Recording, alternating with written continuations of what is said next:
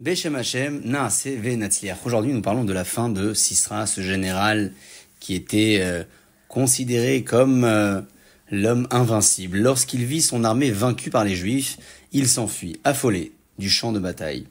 Il arriva saisi de peur, creusé par la faim et à bout de force, jusqu'à la tente de Yaël, la femme de Héver Akéni.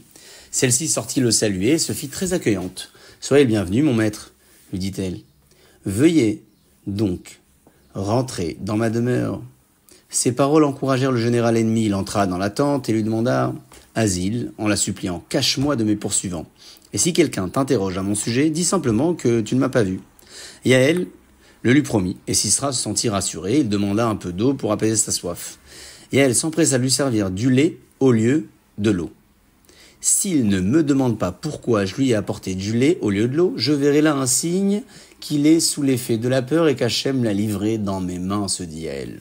Or Sisra but le lait en la remerciant, puis s'assoupit. Lorsqu'elle le vit profondément endormi, Yaël alla en silence prendre un des pieux de sa tente. Elle en frappa Sisra à la tête de toutes ses forces. « Si je ne fais pas disparaître maintenant ce rachat, ce mécréant, il fera mourir encore beaucoup de personnes, se dit-elle, pour avoir le courage de le tuer. C'est ainsi que finit l'homme qui se vantait d'être le plus fort des hommes sur terre. Non seulement il mourut dans le déshonneur, mais encore on se souviendra de lui toujours avec dédain en disant « C'est le général qu'une faible femme a pu tuer. » Hachem choisit de le faire mourir par Yaël, petite fille de Yitro. Celui-ci avait sauvé Moshe en le recueillant lorsqu'il fuyait devant ses poursuivants. Il méritait donc d'être l'ancêtre de la femme qui secourut les Juifs en donnant asile à leur ennemi et en le tuant. Le cantique de Dévorah à présent fait suite à ces événements.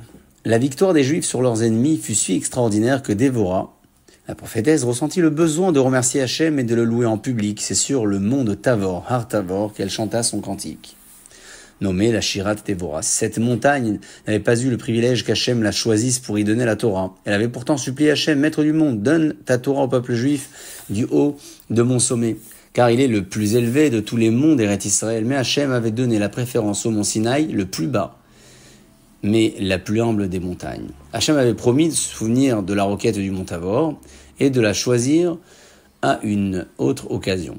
Son jour arriva enfin lorsque Dévorah voulut remercier Hachem de son secours miraculeux. Du haut de la montagne, la prophétesse chanta les louanges d'Hachem et sa voix puissante se fit entendre jusqu'à dans la vallée.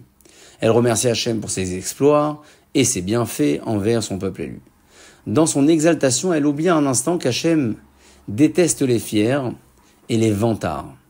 Et elle déclara qu'il était amer le sort des Juifs tant que je n'étais pas survenu, moi, Dévorah, moi qui suis comme une mère pour Israël. À peine eut-elle prononcé ces mots que la prophétie l'abandonna.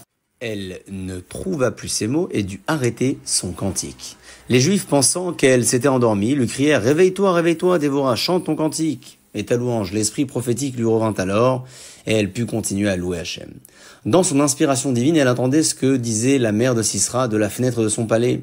Celle-ci attendait le retour de son fils et demandait, anxieuse, pourquoi son char tarde-t-il tant à venir?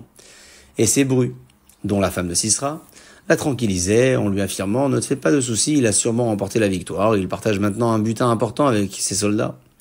Voilà pourquoi il tarde tant. » Dévorah, du mont de Tavor, tout en louant Hachem, s'adressa à la mère de ce général vaincu.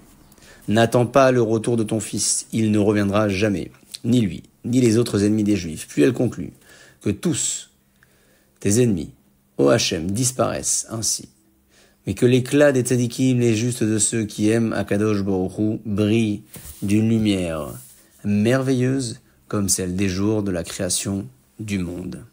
Ainsi s'achève l'histoire de Sisra et sa chute entre les mains de Yaël, le tout apprécié et loué par les cantiques de la prophétesse Dévorah, adressés à Akadosh Baruch Hu en guise de remerciement.